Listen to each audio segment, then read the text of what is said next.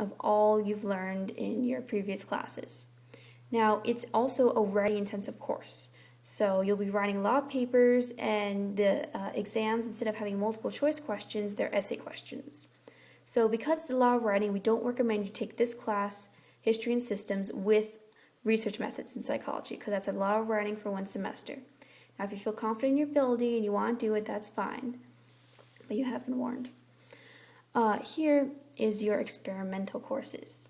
Now, you can select two from these categories, and the categories are perception, basic learning processes, cognitive psychology, neuropsychology, psychology of language, and advanced research methods in psychology.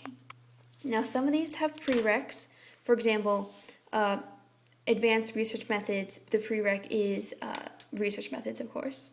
And remember, you need 2 from that category. This category is personality theory or social psych. You pick one or the other. Developmental psychology, you'll have to take developmental psychology, which is this category, anyway. So this will be plussed out anyway.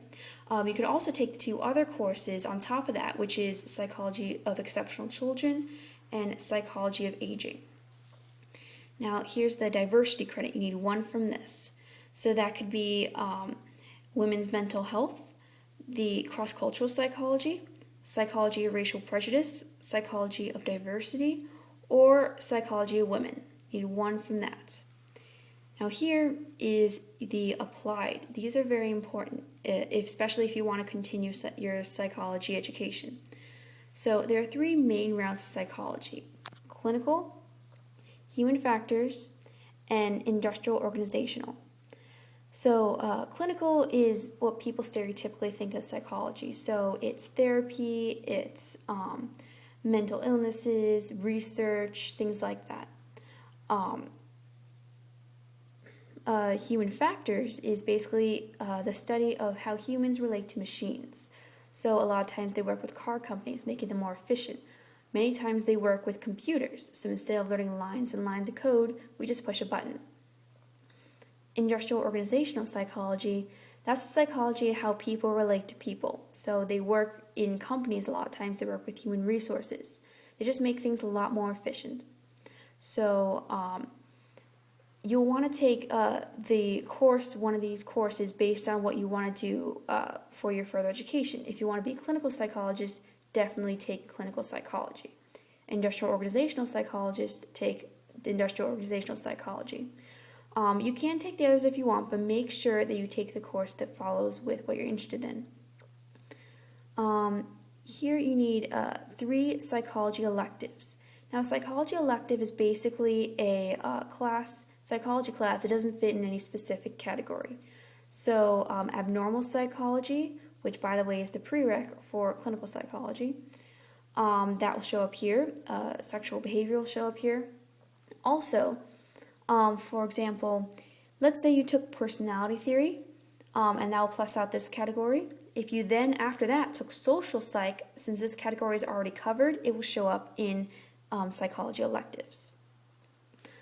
Here you need 2 sciences. Now, this is what I was talking about before with the physical science and or college physics or concepts of chemistry. All those count for one of these. If you took astronomy, it doesn't count for this. So we just want to make sure you're not taking more classes than you need to. So if you come into the psychology advising department, we can give you a list of the classes that will count for this. And remember, you need 2. Here you need a minimum of 21 regularly scheduled web-based academic courses. This you really don't need to worry about because the classes that you're required to take will cover this mostly. Well, not mostly, all of it. So your statistical methods in psychology and your research methods, what it means is it's a class, a lecture-based class, not a mixed mode class, but it also has a web courses component. So as I said, don't worry about this. It's going to be covered. Here, in this category, this is where your psychology GPA will show up. It's not here because this is a blank one, but it will be right there.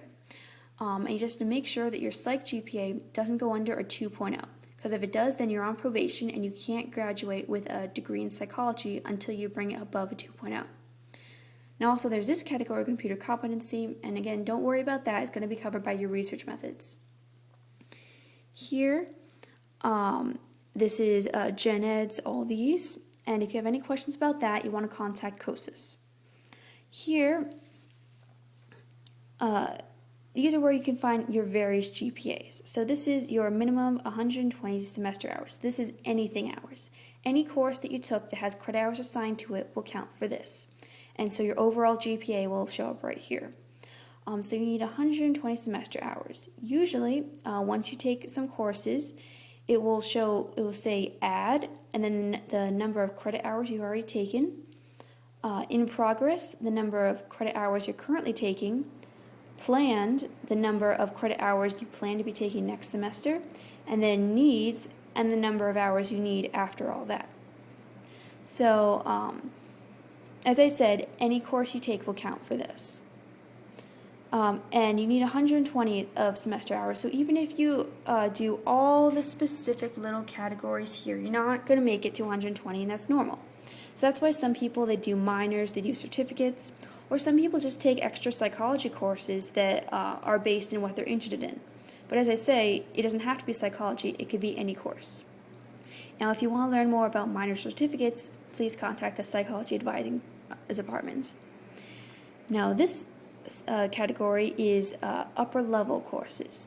So an upper level course is a course that is a 3,000 or 4,000 level course.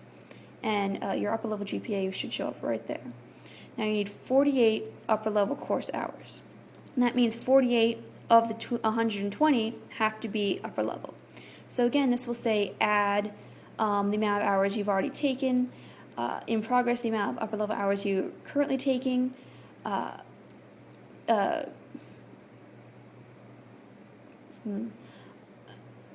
planned the number of hours that you will be taking, and then needs the number of upper level hours that you will need after that. Now you want to watch this, because you don't want to be that person that you've covered all the categories but you still need a few more upper level hours and so you need an extra semester. Here is this is your last 30 credit hours GPA, should be right there. And this just means the last 30 credit hours that before you graduate have to be taken at UCF. And here is your UCF grade point average right there. And this just means it can't go under a 2.0, because if it goes under a 2.0, then you can't graduate with a diploma unless you bring it above a 2.0. So watch out for that. And this just means you need 9 hours of credit hours that you take during the summer. So yeah. Okay, so I hope this was informative to you. Remember, if you have any questions or concerns, please don't hesitate to see us at the Psychology Advising Department in the Psychology Building, room 250. We're open Monday through Friday, 9 to 5, walk-in basis. Now also, if you want to learn more about your psychology graduate school opportunities, you'll want to seek Lema Butler, GLEMA Butler, and she's in the Psychology Advising Department, and she will tell you everything about graduate school. Now, you'll want to clear your schedule a bit, an hour or two, because she might be with someone, and as I said, she takes a long time because she will tell you everything. Now, you can't make an appointment with her, but you'll just come into the Psychology Advising Department and say you want to seek Lema about graduate school, and then you'll walk out with a whole bunch of paper and become really informed. Now, you should probably see her beginning of your junior year, maybe even the end of your sophomore year. Anything after that, you don't want to be behind. So there you go. I hope I've been helpful, and good luck with your psychology education.